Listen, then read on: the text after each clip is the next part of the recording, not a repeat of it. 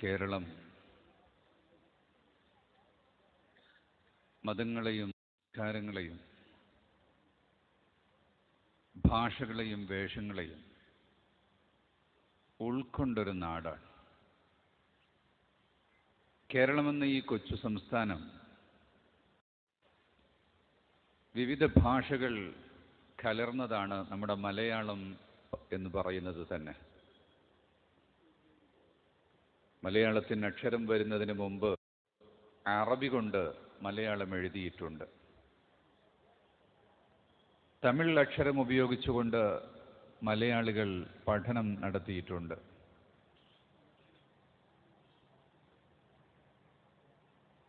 കേരളക്കരയിൽ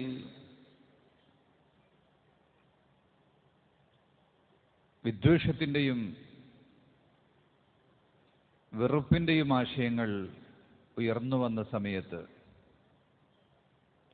അവയെ മുഴുവനും നിഷ്കാസനം ചെയ്യാൻ ഇവിടുത്തെ പണ്ഡിതന്മാർ, യതിവര്യന്മാർ മാതൃക കാണിച്ചിട്ടുണ്ട്.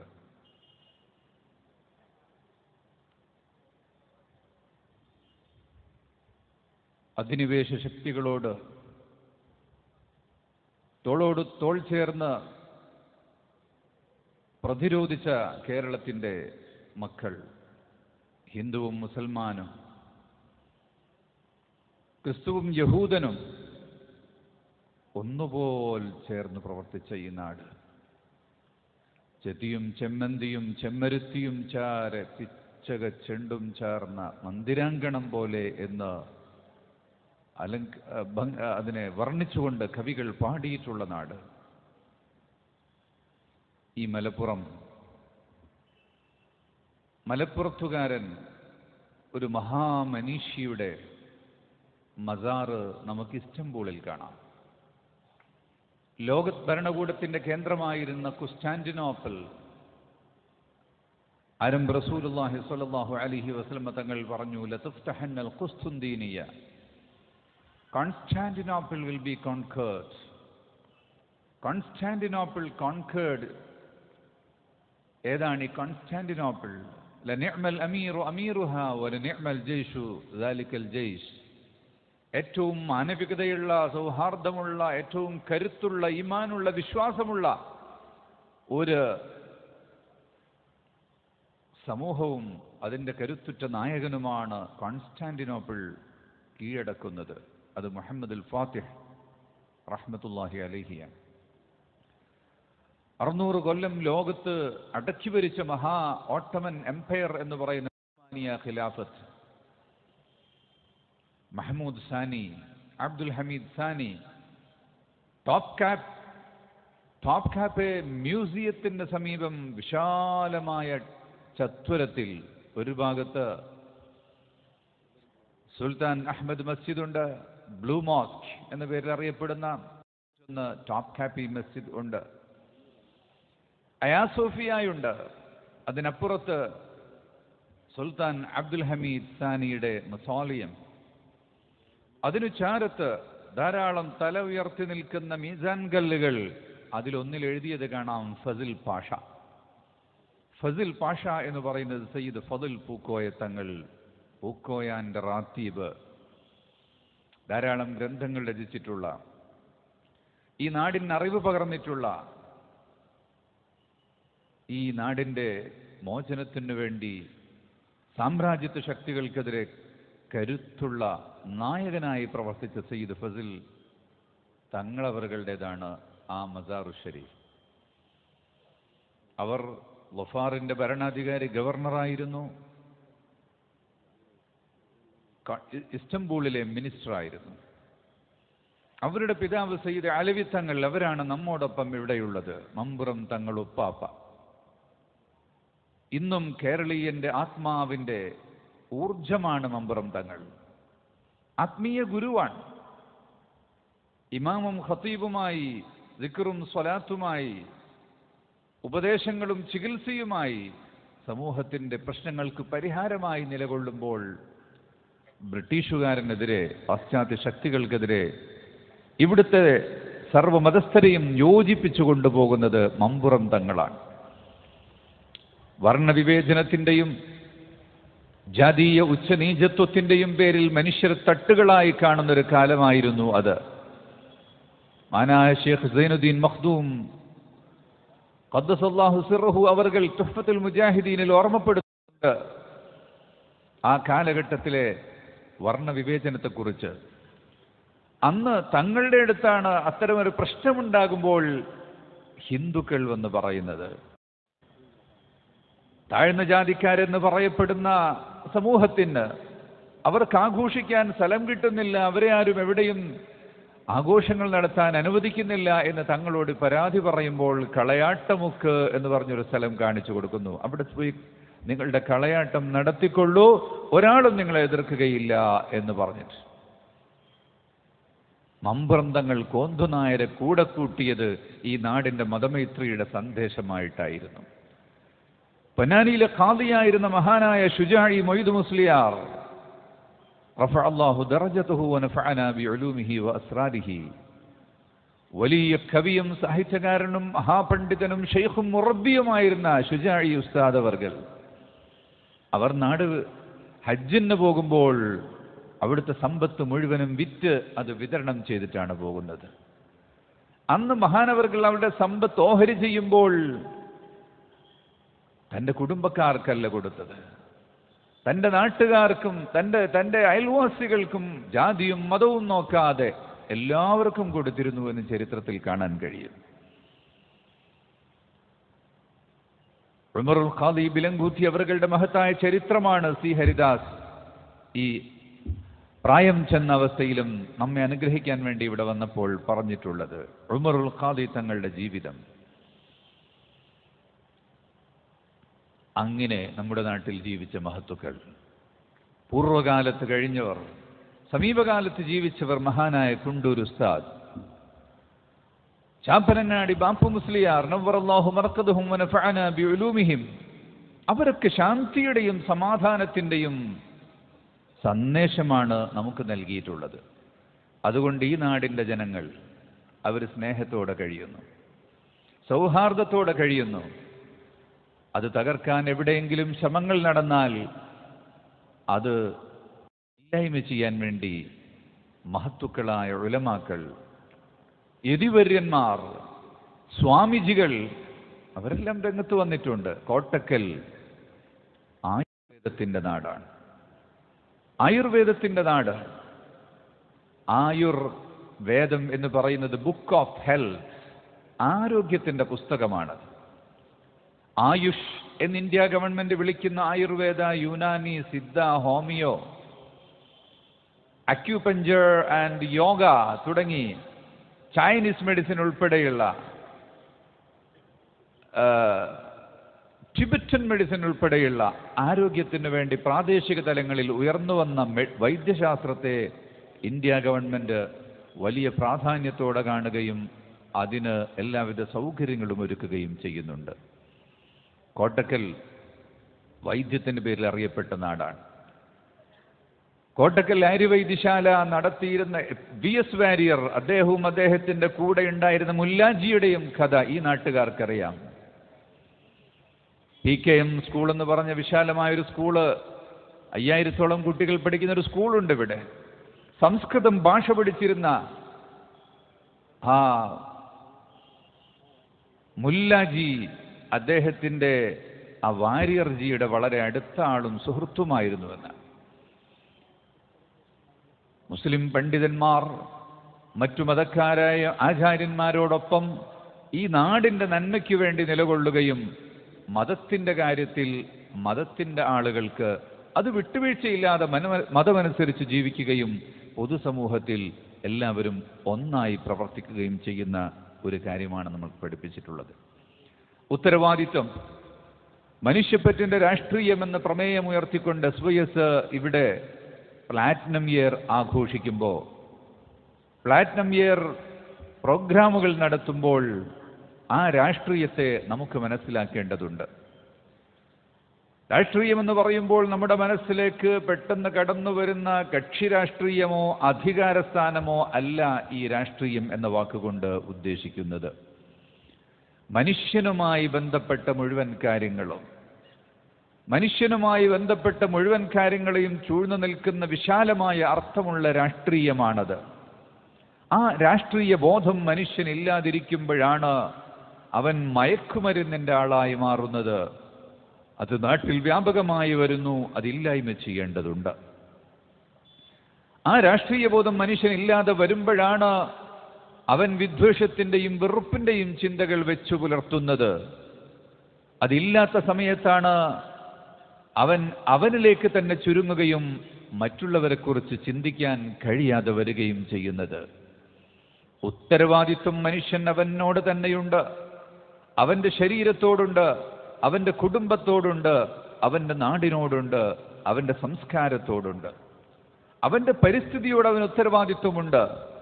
ഈ കാര്യങ്ങൾ സമൂഹത്തെ ബോധ്യപ്പെടുത്തുകയും ബോധവൽക്കരിക്കുകയുമാണ് ഈയൊരു പ്രമേയം ഉയർത്തിപ്പിടിച്ചതിൻ്റെ ലക്ഷ്യം. ആരോഗ്യം. വഇന്ന ലിനഫ്സിക അലൈക ഹഖ്ഖ, നിന്റെ ശരീരത്തിന് മേൽ നിനക്ക് ബാധ്യതയുണ്ട് എന്ന് റസൂലുള്ളാഹി സ്വല്ലല്ലാഹു അലൈഹി വസല്ലം തങ്ങൾ പഠിപ്പിക്കുന്നു. രാത്രിയിൽ ഉറങ്ങണം, പകലിൽ പണിയെടുക്കണം. ഇന്ന ലക ഫിന്നഹാരി സബ്ഹൻ തവീല, പകൽ സമയത്ത് അധ്വാനിക്കാൻ, കഠിനാധ്വാനം ചെയ്യാനുള്ളത് കൊണ്ട് രാത്രി നിനക്ക് വിശ്രമത്തിന് വേണ്ടിയുള്ളതാണ്. വജഅൽനൽ ലൈല ലിബാസ, രാത്രി ലിബാസാക്കിയിട്ടുണ്ട്. രാത്രി ഇരുൾ സൂര്യനെ മറച്ചുവെച്ച് ഉറങ്ങാൻ വേണ്ടി സൗകര്യം ചെയ്തു കൊടുക്കുകയാണ്. അതുകൊണ്ട് രാത്രിയുടെ കുറഞ്ഞ ഭാഗം ഇബാദത്തിന് വേണ്ടി ചെലവഴിക്കണം, ബാക്കിയുള്ള സമയം വിശ്രമത്തിന് വേണ്ടി ചെലവഴിക്കണം. രാത്രി ഉറങ്ങാതെ ടെറഫുകളിൽ കളിക്കുന്ന ചെറുപ്പക്കാരി നാട്ടിലുണ്ട്. അവർക്കിനിയും കളിക്കളങ്ങൾ ഉണ്ടാക്കി കൊടുക്കേണ്ടി വരും. പകൽ അവർക്ക് അവസരം കിട്ടാത്തത് കൊണ്ടായിരിക്കും പാതിരാത്രിയിൽ കളിക്കുന്നത്. പാതിരാത്രിയിൽ കളിക്കുന്നവൻ ആരോഗ്യത്തിന് വേണ്ടിയാണോ എങ്കിൽ അവൻ്റെ ആരോഗ്യം നശിക്കുകയാണ് ചെയ്യുന്നത്. ഉറക്കമൊഴിക്കുമ്പോൾ അവൻ കട്ടൻ ചായയും അതിൻ്റെ കൂടെ കിട്ടൻ ചായയും കുടിച്ചുകൊണ്ടാണ് കളിക്കുന്നത്. അതവരെ വീണ്ടും മയക്കുമരുന്നിലേക്ക്, ലഹരിയിലേക്കും മദ്യത്തിലേക്കും നയിക്കുകയാണ് ചെയ്യുക. കായിക വിനോദങ്ങൾ ആരോഗ്യത്തിന് വേണ്ടിയുള്ളതാകണം. പാതിരാത്രികളിൽ തുറന്നു വെക്കുന്ന പൊരിച്ചുകൂടിയും ചപ്പാത്തിയും റെസ്റ്റോറൻറ്റുകൾ അല്ല വേണ്ടത്. വിദൂര ദിക്കുകളിൽ നിന്ന് സഞ്ചരിക്കുന്ന ഡ്രൈവർമാർക്ക് ഉറക്കം വരാതിരിക്കാൻ കട്ടൻ ചായയും ഒരു ഓംലെറ്റും അത് അവിടെ മതിയാകും. അത് പെട്ടിക്കടക്കാരൻ്റെ അവകാശമാണ്. അതിനുവേണ്ടി പാതിരാത്രികളിൽ തുറന്നു വയ്ക്കുന്ന വലിയ ഫാസ്റ്റ് ഫുഡിൻ്റെ ഹോട്ടലുകൾ ആവശ്യമില്ല. ഈ യുവസമൂഹത്തിന് വേണ്ടി, ഈ പറയപ്പെട്ട യുവസമൂഹത്തിന് വേണ്ടിയുള്ള റെസ്റ്റോറൻറ്റുകളാണ് വൈകുന്നേരം 3 മണിക്ക് തുറന്ന് പാതിരാത്രിയിലും പ്രവർത്തിക്കുന്നത്. ചെറുപ്പക്കാർ ഹോട്ടലുകളിലാണ്. ഈ നാടിൻ്റെ ഭാവി എന്തായിരിക്കും? ഈ നാടിൻ്റെ ആരോഗ്യ ഭാവി എന്തായിരിക്കും? ആരോഗ്യത്തെക്കുറിച്ചുള്ള ചിന്ത മനുഷ്യനുണ്ടാകണം. നീ കഴിക്കുന്ന ഭക്ഷണമാണ് നിന്റെ ആരോഗ്യം. ആരോഗ്യത്തിൻ്റെ അടിസ്ഥാനം ഭക്ഷണവും വെള്ളവും വായുവും വ്യായാമവും വിശ്രമവും മാനസിക ഉല്ലാസവും എല്ലാം ചേർന്നിട്ടുള്ളതാണ്. തസ്കിയത്തുള്ളവനെ സമ്പൂർണ്ണ ആരോഗ്യം നിലനിർത്താൻ സാധിക്കുകയുള്ളൂ. മനസ്സുകളിൽ കാമവും ക്രോധവും അസൂയയും അഹന്തയും അഹങ്കാരവും കടന്നുകൂടിയാൽ അതവൻ്റെ ആരോഗ്യത്തെ ബാധിക്കുന്നുണ്ട്. അതുകൊണ്ട് SYS മനസ്സ് ശുദ്ധീകരിക്കാനുള്ള പ്രോഗ്രാമുകൾ നടത്തുന്നുണ്ട്. ആരോഗ്യം സംരക്ഷിക്കാൻ വേണ്ടിയാണ് ഏർലി ബേർഡ്സ് എന്ന് പറഞ്ഞ ഒരു പൊതു പ്ലാറ്റ്ഫോം എല്ലാവർക്കും വേണ്ടിയും ഇന്ന് രാവിലെ നമ്മൾ നടന്നത്, എല്ലാ ദിവസവും നടന്നുകൊണ്ടിരിക്കുന്നത്, വ്യായാമങ്ങൾ ചെയ്യുന്നത്, അതിലേക്ക് ആളുകളെ ക്ഷണിക്കുന്നത്. രോഗം വർദ്ധിച്ച് ചികിത്സാ ചെലവുകൾ താങ്ങാൻ കഴിയാതെ ഓരോ ദിവസവും നമ്മൾ കാണുന്ന പുതിയ പുതിയ വീഡിയോകൾ എന്തിനു വേണ്ടിയുള്ളതാണ്? കിഡ്നി മാറ്റിവെക്കാൻ 15 ലക്ഷം, പ്രത്യേകമായ ഇഞ്ചക്ഷൻ ചെയ്യാൻ വേണ്ടി 18 കോടി,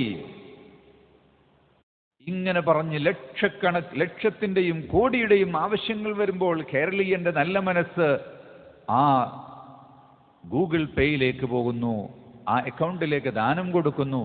യഥാർത്ഥത്തിൽ രോഗിക്ക് വേണ്ടിയാണോ യാചിക്കുന്നത്? ഹോസ്പിറ്റലിന് വേണ്ടിയാണോ യാചിക്കുന്നത്?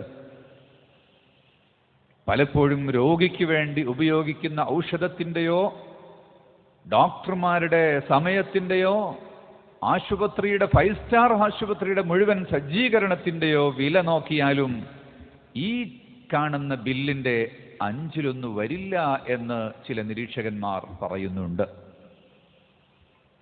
പിന്നെ ആർക്കു വേണ്ടിയാണ് നാം യാചിക്കുന്നത്? നമ്മുടെ കൈകളിലൂടെ യാചിക്കുന്നത് അത്തരം ബില്ലുകൾ സൃഷ്ടിക്കുന്ന ആതുരാലയങ്ങളായിരിക്കണം.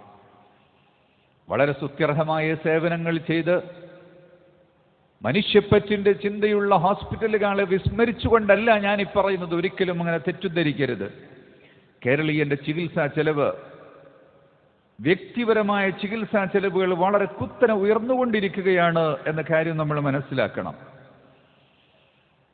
ദേശീയ ശരാശരി 2600 രൂപയാണ് ഒരാളുടെ ഒരു വർഷത്തെ ചികിത്സാ ചെലവെങ്കിൽ കേരളത്തിൽ അത് 7889 രൂപയാണ്. ഏകദേശം 4 ഇരട്ടിയോളം മറ്റു സംസ്ഥാനത്തുള്ള ഒരാളുടെ വ്യക്തിഗത ചികിത്സാ ചെലവിന്റെ 4 ഇരട്ടിയാണ് കേരളക്കാരന്റെ ചികിത്സാ ചെലവ്. നമ്മുടെ സംസ്ഥാനത്തിന്റെ ബജറ്റിൽ 10% ആരോഗ്യകാര്യത്തിന് വേണ്ടി നീക്കിവെച്ചിട്ടുണ്ട്. ആരോഗ്യമേഖലയ്ക്ക് വളരെ സുസ്ഥിരമായ ബജറ്റ് ചെയ്തുകൊണ്ട് വലിയ സേവനം ഇവിടെ ചെയ്യുന്നുണ്ടെങ്കിലും സ്വന്തം കീശയിൽ നിന്ന് പ്രതിവർഷം 8000-ഓളം രൂപ ഓരോ മനുഷ്യനും ചെലവാക്കേണ്ടി വരുന്നുണ്ട്. ഞാൻ ഈ വർഷമൊന്നും ചെലവാക്കിയിട്ടില്ലോ എന്ന് നമ്മൾ ചിന്തിക്കും. ഇവിടുത്തെ മനുഷ്യർ മൊത്തം ചെലവാക്കുന്നതിന് ആളോഹരി അത് വിതരണം ചെയ്യുമ്പോൾ, ഡിവൈഡ് ചെയ്യുമ്പോൾ കിട്ടുന്ന സംഖ്യയാണിത്. കേരളീയ കുടുംബങ്ങൾ മൊത്തം ചെലവിൻ്റെ 10.8% ചികിത്സാ ചെലവുകൾക്കായി മാറ്റിവെക്കുന്നു എന്നാണ് കണക്കുകൾ പറയുന്നത്. ഗ്രാമീണ മേഖലയിലുള്ളവരാണ് നഗരവാസികളെക്കാൾ ആശുപത്രി ചെലവിന് മുന്നിൽ എന്ന് പറയുമ്പോൾ അവിടെ ഒരു വിരോധാഭാസമുണ്ട്. സർക്കാർ ആരോഗ്യ സംവിധാനങ്ങൾ കൂടുതൽ മെച്ചപ്പെട്ട സംസ്ഥാനങ്ങളിൽ വ്യക്തിഗത ചികിത്സാ ചെലവ് കുറയുകയാണ് പതിവെങ്കിലും എന്തുകൊണ്ടാണ് കേരളത്തിൽ ഈ ചെലവ് വർദ്ധിക്കുന്നത് എന്ന കാര്യം നാം ഗൗരവപൂർവ്വം ചിന്തിക്കേണ്ടതുണ്ട്. ജീവിതശൈലി രോഗങ്ങളുടെ വർധനവാണ്. ഈ അടുത്തൊരാൾ പറഞ്ഞു, ഗൾഫിൽ നിന്ന് വരുന്നവൻ PSC മെമ്പറായിട്ടാണ് വരുന്നത് എന്ന്. Pressure, sugar and cholesterol, diabetic രോഗികളുടെ എണ്ണം വർദ്ധിച്ചു വരുന്നു. ഒരു 40 വയസ്സൊക്കെ കഴിഞ്ഞാൽ പിന്നെ ആളുകൾ ചോദിക്കും, ആർക്കാണ് മധുരം വേണ്ടത്? SYS പറഞ്ഞു, പഞ്ചസാര ആർക്കും വേണ്ട. മലപ്പുറം ജില്ലാ കലക്ടർ പ്രഖ്യാപിച്ചിട്ടുള്ളതാണത്. നിങ്ങൾ പഞ്ചസാര ഒഴിവാക്കൂ എന്ന്. മധുരമില്ലാത്ത ചായ ആർക്ക് വേണം എന്ന് ചോദിക്കുന്നതിന് പകരം മധുരം ആർക്കാണ് വേണ്ടത് എന്ന് ചോദിക്കുന്ന രീതി ഉണ്ടാക്കണം. ഇത് നമ്മുടെ വീടുകളിൽ നമുക്ക് പതിവാക്കാം, നമ്മുടെ സ്ഥാപനങ്ങളിൽ, നമ്മുടെ ഓഫീസുകളിൽ പതിവാക്കാം. പഞ്ചസാര രോഗത്തിൻ്റെ മഹാഹേതുവാണെന്ന് പറയാത്ത വൈദ്യന്മാർ ആരുമില്ല. അതുപോലെ ഹൈപ്പർ ടെൻഷൻ, പ്രഷർ കൂടുന്നു, കുറയുന്നു, ചെറുപ്പക്കാരൻ കുഴഞ്ഞു വീഴുന്നു, കൊളസ്ട്രോൾ വർദ്ധിക്കുന്നു. എന്താണ്? ജീവിതശൈലിയിലുണ്ടായ മാറ്റമാണ്. മുഹമ്മദീയ സുന്നത്ത് റസൂലുള്ളാഹി സ്വല്ലല്ലാഹു അലൈഹി വസല്ലം തങ്ങളുടെ തിരുസുന്നത്തിൽ പറഞ്ഞിട്ടുള്ളത് എന്താണ്? മദീനയിൽ ചികിത്സിക്കാൻ വേണ്ടി വന്ന വൈദ്യൻ ഓഫീസ് തുറന്ന് ഏറെ ദിവസം ഇരുന്നിട്ടും ആരും വരാതിരുന്നപ്പോ പുറത്തിറങ്ങിയ ജനങ്ങളുടെ ജീവിതശൈലി അന്വേഷിക്കുകയായിരുന്നു. ആരും മെഡിക്കൽ ഷോപ്പിലേക്ക്, ക്ലിനിക്കിലേക്ക് വരുന്നില്ല. ആ വൈദ്യന് കണ്ടെത്താൻ കഴിഞ്ഞത് എന്താണ്? ഇന്നാ ഉമ്മത്തുൻ ലാ നഅകുലു ഹത്താ നശ്ബഅ ഹത്താ നജൂഅ ലാ നഅകുലു ഹത്താ നജൂഅ. വിശപ്പില്ലാതെ ഞങ്ങൾ ഭക്ഷണം കഴിക്കുകയില്ല. വഇദാ അകൽനാ മാ ശബിഅനാ, ഭക്ഷണം കഴിച്ചാലോ വയറ് നിറക്കുകയില്ല. അപ്പൊ മിതമായി ആഹാരം കഴിക്കുന്നവൻ, വിശന്നാൽ മാത്രം ഭക്ഷണം കഴിക്കുന്നവന് രോഗിയാവുകയില്ല. ആ ഡോക്ടർ അവിടെ നിന്ന് ക്ലിനിക്ക് ക്ലോസ് ചെയ്ത് മറ്റൊരു സ്ഥലത്തേക്ക് പോവുകയാണ് ഉണ്ടായത്. പ്രഭാതത്തിൽ ഉണരുക എന്നത് ആരോഗ്യത്തിന് ഏറ്റവും പ്രധാനപ്പെട്ടതാണ്. മൻ സ്വല്ലാ സ്വലാത്തൽ ഫജ്രി ഫീ ജമാഅത്തിൻ വഹുവ ഫീ ദിമ്മത്തില്ലാ, ജമാഅത്തായി കൊണ്ട് ഫജ്ർ നിസ്കാരം നടക്കണം. ബാബുൽ മശി, ബാബു ഫദ്ലിൽ മശി ഇലൽ മസാജിദ്. ഇമാം നബവി റളിയല്ലാഹു അൻഹു റിയാദുസ് സ്വാലിഹീൻ ഹെഡിങ് കൊടുത്തത് കാണാം, മസ്ജിദിലേക്ക് കടന്നു പോകുന്നതിന്റെ മഹാത്മ്യം. രാവിലെയും രാത്രിയിലുമുള്ള നിസ്കാരങ്ങൾ ലൗ യഅലമൂന മാ ഫിൽ അതമതി വഫി സുബ്ഹി ലഅതൗഹുമാ വലൗ ഹബ്വാ. ഇശാ നിസ്കാരവും സുബ്ഹി നിസ്കാരവും ജമാഅത്തായി നിസ്കരിക്കാൻ ഇഴഞ്ഞെങ്കിലും വരാൻ മനുഷ്യനെ പ്രേരിപ്പിക്കുന്നത് അതിന്റെ മഹത്വം അവൻ അറിയുമ്പോഴാണ്. ജീവിതശൈലി മനുഷ്യൻ മാറ്റി. ഭക്ഷണത്തോടുള്ള ആർത്തി അല്ലെങ്കിൽ രുചിപ്രധാനമായ ഒരു ചിന്ത ഹെൽത്ത് മോട്ടീവിന് പകരം ടേസ്റ്റ് മോട്ടീവായി മനുഷ്യൻ മാറുമ്പോഴാണ് അവൻ കിട്ടുന്നതെല്ലാം വാരിവലിച്ച് തിന്നുന്ന രോഗിയായി സഞ്ചരിക്കുന്ന രോഗത്തിൻ്റെ ഭണ്ഡാരമായി മനുഷ്യൻ മാറുന്നത്. അതുകൊണ്ടാണ് ഈ ചികിത്സാ ചെലവുകൾ മലയാളിക്ക് വർദ്ധിച്ചു വരുന്നത്. 20% വരും കേരളത്തിലെ പ്രമേഹ രോഗികളുടെ എണ്ണം. 100 ആളുണ്ടെങ്കിൽ 20 പേർ പ്രമേഹ രോഗികളാണ്. 1/3 പേർക്ക് രക്തസമ്മർദ്ദം, ഹൈപ്പർ ടെൻഷൻ ഉള്ളവർ 30% മുകളിൽ വരും. വർഷാന്തം 60,000-ഓളം പേർക്ക് ക്യാൻസർ രോഗം ഇവിടെ വരുന്നുണ്ട്. 2020 57,155 പേരിലും 2022 51,149 പേരിലും പുതുതായി ക്യാൻസർ കണ്ടെത്തിയിട്ടുണ്ട്. അല്ലാഹു കാത്തുരക്ഷിക്കട്ടെ.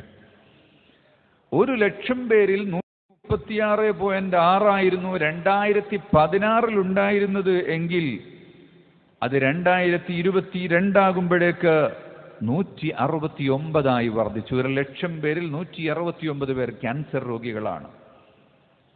ക്യാൻസർ മൂലം മരിച്ചവരുടെ എണ്ണം 2020 31,166 ആണെങ്കിൽ 2022 അത് 32,271 ഉയരുകയാണ്. ക്യാൻസർ വർദ്ധിക്കുന്നതിന് ഒരുപാട് കാരണങ്ങളുണ്ട്. ഇതെല്ലാം എന്ത് കാരണങ്ങളുണ്ടെങ്കിലും ആ കാരണങ്ങളിൽ നിന്ന്, വാഹനങ്ങളിൽ നിന്ന് വരുന്ന പുകയും ഇവിടുത്തെ മറ്റു പൊടിപടലങ്ങളും, ഇതൊന്നും നമുക്ക് ഒഴിവാക്കാൻ കഴിയില്ല. അതിൻ്റെ ഇടയിലെല്ലാം ജീവിക്കുമ്പോഴും അവൻ ആരോഗ്യവാനായി തീരുന്നത് ജലനേന്ദ്രിയ ചെയ്യുമ്പോഴാണ്, വായിൽ വെള്ളം കുപ്പിളിക്കുമ്പോഴാണ്, മൂക്കിൽ വെള്ളം കയറ്റി ചീറ്റുമ്പോഴാണ്, മുഖവും മുൻകൈയും നീളം കൈമുട്ടുവരെയും കാലുമെല്ലാം 5 നേരം കഴുകി വൃത്തിയാക്കുമ്പോഴാണ്, ബിസ്മിയും ഹന്തും ചൊല്ലിക്കൊണ്ട് ദിക്റുകൾ ഉരുവിട്ടുകൊണ്ട് അവൻ്റെ ജീവിതം അള്ളാഹുവിൻ്റെ മാർഗത്തിലാകുമ്പോൾ അള്ളാഹുവിന് പ്രതിരോധം കൊടുക്കുന്നു, കാവൽ നൽകുന്നു. ഈ കാര്യങ്ങളിലൊക്കെ മനുഷ്യൻ വിട്ടുപോകുമ്പോഴാണ് അവൻ രോഗിയായി മാറുന്നത്. സ്വകാര്യ ആശുപത്രികളിലെ അനിയന്ത്രിതമായ ചികിത്സാ ഫീസ് വലിയൊരു പ്രശ്നമാണ്. ഗവൺമെന്റ് നിയമം കൊണ്ടുവന്നിട്ടുണ്ട്. ഹോട്ടലുകളിൽ പൊറോട്ടയും മീൻകറിയും കപ്പയും ചായയും ബോർഡ് എഴുതി വെക്കുന്നത് പോലെ ആശുപത്രിയിൽ ഇന്ന രോഗത്തിന് ഇന്ന ചികിത്സയ്ക്ക് ഇത്ര രൂപ എന്ന് ബോർഡ് വെക്കണം എന്ന് നിയമം ഉണ്ട്. ഏതെങ്കിലും ആശുപത്രിയിൽ നമ്മൾ അങ്ങനെയുള്ള ബോർഡ് കണ്ടിട്ടുണ്ടോ? ആളനുസരിച്ച് ബില്ലിടുന്ന ആശുപത്രികൾ വരെയുണ്ട് എന്ന് പറയുമ്പോൾ ഇവിടെയാണ് മനുഷ്യപ്പറ്റിൻ്റെ രാഷ്ട്രീയം നമ്മൾ സംസാരിക്കേണ്ടത്. മനുഷ്യന്റെ അവസ്ഥ നോക്കിയിട്ട് ഒരു മയ്യത്ത് കൊണ്ടുപോകണമെങ്കിൽ ബില്ലടച്ചതിന് ശേഷമേ കൊണ്ടുപോകാവൂ. ആശുപത്രിക്കാരെ ക്രൂശിക്കരുത്. ആശുപത്രിക്കാരും വളരെ കൂടുതൽ പ്രയാസം അനുഭവിക്കുന്നവരുണ്ട്, എനിക്കറിയാം. ലോൺ എടുത്ത് ആശുപത്രികൾ ഉണ്ടാക്കിയവർ, അല്ലെങ്കിൽ വലിയ ഇൻവെസ്റ്റ്മെന്റ് ചെയ്തുകൊണ്ട് ആശുപത്രികൾ ഉണ്ടാക്കിയവർ, അവിടെ വരുന്ന മെഷീനുകൾ അമേരിക്കയുടെയും ജർമ്മന്റെയും നിർമ്മിച്ച മെഷീനുകൾ 6 കോടിയും 10 കോടിയും വരെയുള്ള മെഷീനുകൾ 2 വർഷം കഴിഞ്ഞാൽ കാലഹരണപ്പെട്ടു പോകും. അതിനിടയിൽ ഉപയോഗിച്ച് തീർക്കണം. ഇത്തരം പരിശോധനകൾ ആവശ്യമുണ്ടോ? അല്ലാതെ തന്നെ ചികിത്സിക്കാൻ മനുഷ്യന് സാധിക്കുമോ? കൊച്ചു കൊച്ചു രോഗങ്ങൾക്ക് പോലും വലിയ ഇൻവെസ്റ്റ്മെന്റ് വേണമെന്നൊരു ബോധം സാധാരണക്കാരിൽ ഉള്ളത് കൂടിയാണ് ഈ ചെലവുകൾ വരാനുള്ളൊരു കാരണം. അതിനൊക്കെ സാധാരണ തൊട്ടുവിദ്യകൾ എന്ന് പറയുന്നത് അത് അറിവ് തന്നെയാണത്. വല്യമ്മ പറഞ്ഞ വൈദ്യമാണ്, അവരുടെ ഉമ്മയിൽ നിന്ന് കേട്ട വൈദ്യമാണ്. നമ്മുടെ നാട്ടിലുള്ള ധാരാളം പച്ചിലകൾ, വേരുകൾ, ഇല പൊട്ടിച്ചാൽ അതിൽ നിന്ന് കിട്ടുന്ന വെളുത്ത കറ പലതും നമ്മുടെ മുറിവ് പൂട്ടാനും നമ്മുടെ വയറ്റിന്റെ സ്തംഭനം മാറ്റാനും ശ്വാസം മുട്ടിന്റെ തകരാറ് തീർക്കാനും എല്ലാം ഉള്ള ഔഷധങ്ങളുണ്ട്. അത്തരം ഔഷധങ്ങളൊന്നും ഉപയോഗിക്കാൻ ആളുകൾ തയ്യാറാകുന്നില്ല. അതിനുകൂടി നാം തയ്യാറാകേണ്ടതുണ്ട്. അത്തരം അറിവുകൾ നമുക്കുണ്ടാകണം. ആരോഗ്യം സംരക്ഷിക്കുന്നതിൽ നമുക്ക് ഉറച്ച അസുമുണ്ടാകണം, ഉറച്ച തീരുമാനമുണ്ടാകണം. ഞാൻ എന്തു തിന്നണം എന്ന് തീരുമാനിക്കുന്നത് ഞാൻ തന്നെയാകണം എന്ന് നാം ഉറക്കണം. ആതിഥ്യമര്യാദയിൽ എവിടെയെങ്കിലും ചൊല്ലുമ്പോൾ അവരെ സന്തോഷിപ്പിക്കാൻ വേണ്ടിയുള്ള ചില കാട്ടിക്കൂട്ടലുകളൊക്കെ ചെയ്ത്, അപ്പോഴും കൊണ്ടുവച്ചതെല്ലാം ഞാൻ തീർക്കാൻ വേണ്ടിയല്ല, ഞാനതൊന്ന് കൺസിഡർ ചെയ്യാൻ വേണ്ടിയാണ് എന്ന് വീട്ടുകാരനും മനസ്സിലാക്കുന്നുണ്ട്. അതുപോലെ ഞാനൊരിക്കൽ തലശ്ശേരി ചെന്നപ്പോൾ ഒരു സുഹൃത്ത് ഒരു തളികയിൽ ഭക്ഷണം കൊണ്ടുവന്നു. ആ തളികയിൽ തന്നെ ചെമ്മീനുണ്ട്, കോഴി പൊരിച്ചതുമുണ്ട്, മട്ടനുമുണ്ട്. ഞാൻ ചോദിച്ചതെല്ലാം കൂടെ ഒരു പ്ലേറ്റിൽ എന്തിനാ? അത് വട്ടത്തിലിരിക്കുന്നവർ ചിലർക്ക് ആട് വേണം, ചിലർക്ക് കോഴി വേണം, ചിലർക്ക് മീൻ വേണം. അപ്പം ഞാൻ തന്നെ മൂന്നും കഴിക്കേണ്ടതില്ലല്ലോ. എന്തു തിന്നണം, എപ്പോൾ തിന്നണം എന്നത് നാം മനസ്സിലാക്കണം. ആരോഗ്യത്തെക്കുറിച്ചുള്ള കൃത്യമായ ബോധവൽക്കരണവും അതിനുവേണ്ടിയുള്ള പരിശ്രമങ്ങളും ഉണ്ടാകണം. കേരള മുസ്ലിം ജമാഅത്തിന്റെ കീഴിൽ ഇൻഷാ അല്ലാഹ് ഈ മേഖലയിൽ വലിയ പദ്ധതികളാണ് ആസൂത്രണം ചെയ്തിട്ടുള്ളത്. SYSന്റെ പ്ലാറ്റിനം ഇയർ അവസാനിക്കുമ്പോൾ മുസ്ലിം ജമാഅത്തിന്റെ ബൃഹത്തായ പദ്ധതികളാണ് നമ്മളിലേക്ക് വരുന്നത്. ആരോഗ്യം, ഇമാമുൽ ശാഫിഈ റളിയല്ലാഹു അൻഹു പറഞ്ഞു, സലാസുൻ മുഹ്ലികാത്ത്, 3 നാശങ്ങളുണ്ട്. അതിലൊന്ന് വിശക്കാതെ ഭക്ഷണം കഴിക്കലാണ്.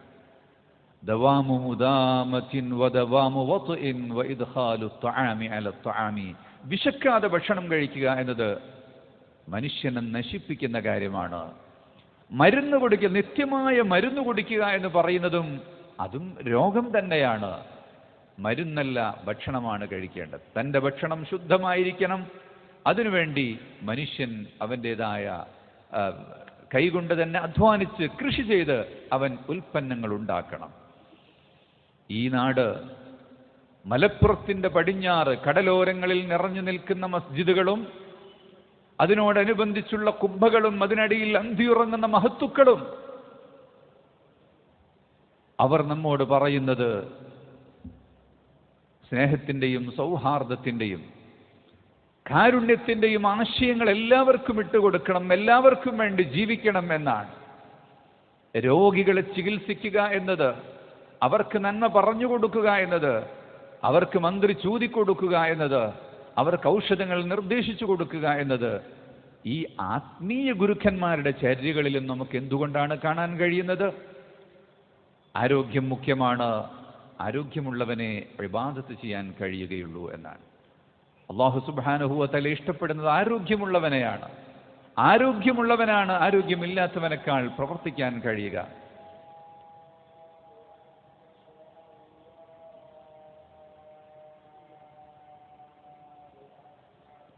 അല്ലാഹു അക്ബർ.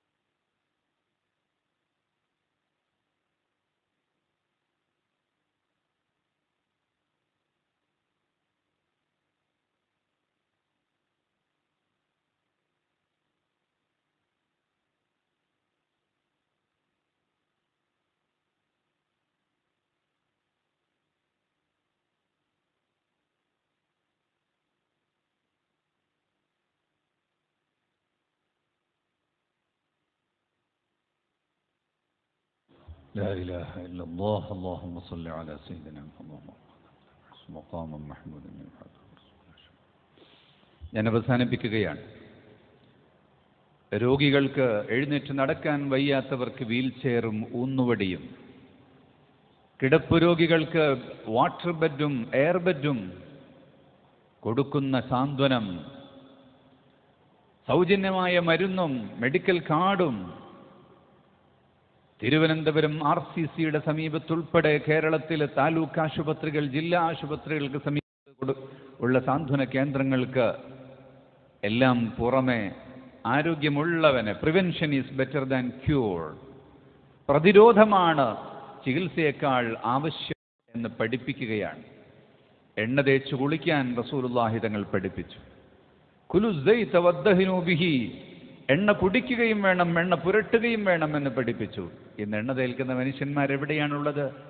ഷാംപൂ, മോയ്സ്ചറൈസിങ്, പലതരത്തിലുള്ള പുതിയ പുതിയ കെമിക്കലുകൾ കൊണ്ടുവന്ന് തലയിലും ശരീരത്തിലും പുരട്ടുകയാണ്. നാം പടിഞ്ഞാറിന് പിന്നാലെ, ഫാഷനും ട്രെൻഡിനും പിന്നാലെ പോവുകയാണ്. എണ്ണ തേക്കുന്ന ശരീരത്തിന്, എണ്ണ കുടിക്കണം എന്ന് പറയുമ്പോൾ എണ്ണ കടിയാക്കിയിട്ട് വറുത്തിട്ടാണ് കഴിക്കുന്നത്. അതാണ് രോഗമായി മാറുന്നത്. എണ്ണയായി കുടിക്കണം എന്ന് തങ്ങൾ പഠിപ്പിച്ചിട്ടുണ്ട്. ആരോഗ്യശീലങ്ങൾ അവിടെ നിന്ന് പഠിപ്പിച്ച എല്ലാ കാര്യങ്ങളും, അത് വിശദമായി പറയേണ്ട ഒരു സമയവും അല്ല, സന്ദർഭവും അല്ല. അതുകൊണ്ട് ആരോഗ്യമേഖലയിലേക്ക്, അതുപോലെ ഈ നാടിൻ്റെ ആവശ്യങ്ങൾ ഓരോന്നും കണ്ടറിഞ്ഞും മനസ്സിലാക്കിയും, യുവാക്കൾ നാട് വിട്ടുപോകുന്നുണ്ടെങ്കിൽ മറ്റു നാട്ടുകാർ ഇങ്ങോട്ട് വരാനും സാംസ്കാരിക കൈമാറ്റത്തിനും അവസരം ഒരുക്കുന്ന രീതിയിൽ വിദ്യാഭ്യാസ പ്രവർത്തനങ്ങളും എല്ലാം ലക്ഷ്യം വെച്ചുകൊണ്ടാണ് SYS ഈ മനുഷ്യപ്പറ്റിൻ്റെ രാഷ്ട്രീയം പറയുന്നത്, ഉത്തരവാദിത്വത്തിൻ്റെ രാഷ്ട്രീയം പറയുന്നത്. ഈ നാടിൻ്റെ കാവലാളാകാൻ നമുക്ക് സാധിക്കണമെന്ന സന്ദേശമാണ് ഉയർത്തിപ്പിടിക്കുന്നത്. ഈമാനോടെ മരിക്കണം, ഈമാനോടെ മരിക്കണം, വിശ്വാസം നഷ്ടപ്പെട്ടു പോയിക്കൂടാ. അതിനുവേണ്ടിയാണ് SYS ഇവിടെ ആദർശത്തിൻ്റെ സമ്മേളനങ്ങൾ, ആദർശ പഠനത്തിനു വേണ്ടിയുള്ള ക്യാമ്പയിനുകളും കോഴ്സുകളും സംഘടിപ്പിക്കുന്നത്. എല്ലാവരും പ്ലാറ്റിനം ഇയർ പ്രോഗ്രാമിൻ്റെ കൂടെയുണ്ടാകണമെന്ന് ഓർമ്മപ്പെടുത്തി ഈ മാനവ സഞ്ചാരത്തിന് വേണ്ടി വളരെ സ്നേഹത്തോടെ ഒരുമിച്ച് കൂടിയ മഹാ സഹോദരങ്ങളെ അഭിവാദ്യം ചെയ്തുകൊണ്ട് ഞാൻ എൻ്റെ വാക്കുകൾ അവസാനിപ്പിക്കുന്നു.